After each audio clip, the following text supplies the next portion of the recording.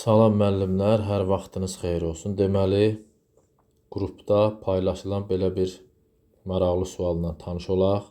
320 metr hündürlükdə 200 metr bölü saniyə sürətlə uçan qırıcı təyyarənin şəkildəki zavodu vurması üçün zavoda neçə metrə qala bombasını sərbəst buraxmalıdır. Deməli, bu elə üfüqi istiqamətdə H hündürlükdən atılan cisim kimi buna baxırıq biz. Deməli, bu həmin o x məsafəsi uçuş məsafəsidir. Onda uçuş məsafəsinin belə bir düsturu var. L uçuş bərabərdir V0 vur T uçuş.